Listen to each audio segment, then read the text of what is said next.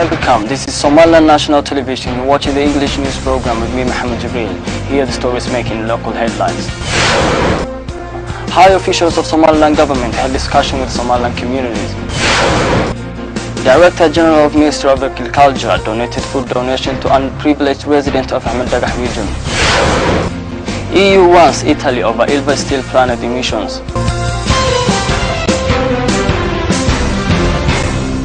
A discussion based on the reconstruction of Egal International Airport was held in the capital city of Somaliland, Hargeisa. A huge debate based on the recently reconstructed Egal International Airport was held today in the capital city of Somaliland, Hargeisa.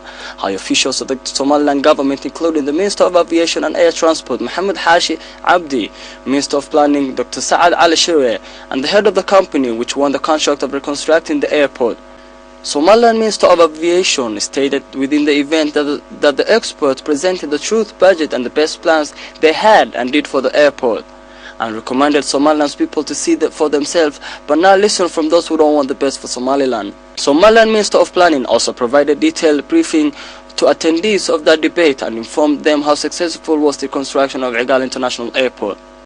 The Director General of Somaliland National Television, Qadr Ali Gas, came back to his office after a work visit outside of the country. The Director General of Somaliland National Television, Qadr Ali Gas, came back to the country after a work visit to the outside of the country.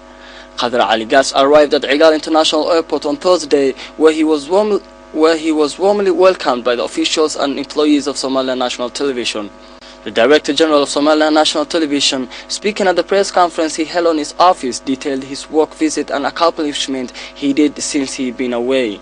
Qadr Ali Gas, he also spoke about the diplomatic relationship and agreements he made with the media sectors of the countries he visited so far. Mr. Gas also stated the acquired training scholarship to the television employees. On the conclusion of that event, the Director General of Somaliland National Television, Mr. Qadr Ali Gas, massively thanked the people who welcomed him in the airport. Director General of Ministry of Agriculture, accompanied by the Somaliland government officials, handed over food donation to residents of the stadium area in Ahmed Dagah district. Director General of Ministry of Agriculture donated food donation to unprivileged residents of Ahmed Dagah region. Director General of Ministry of Agriculture, accompanied by the Somaliland government officials, handed over food donation to the residents of the stadium area in Ahmed Dagah district. This donation was sent by the Life International Organization to Somaliland government. Over 1,400 residents received this donation so far. Abdullah Ismail Farah, who's the Director General of Somaliland's Ministry of Agriculture, speaking on that event, stated that this donation came with the cooperation of the President's Donation Office. Ahmed Mohammed Diria Na'na, who's a member of Somaliland's House of Representatives, also spoke on that event and informed this is an element of social service.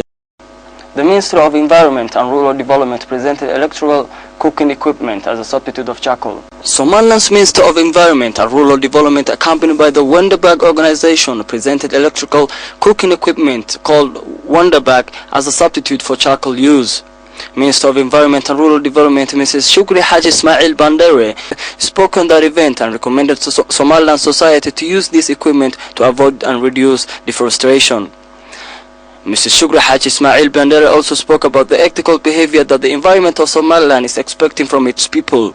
Shukri Bandere also gave a brief remark on the importance of this substitute equipment.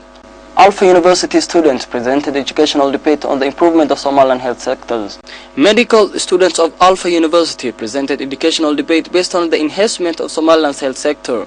The main objective of this debate was to encourage Somaliland's medical students on the attachment and the cooperation that they are people expecting from them. President of Alpha University, Abdurrahman Mohammed, provided a brief remark at the event stating that the improvement of health sector is a main priority of every country. The professor also spoke about the significance of health in Somaliland. Alpha University's Dean of Health Faculty, Dr. Abdulsalam Abdullahi Chama, also gave a speech at the event and encouraged the students to play touchable roles within their country. You tune to the English news program, the only Somali-speaking channel with an English news program. And now for international headlines in detail.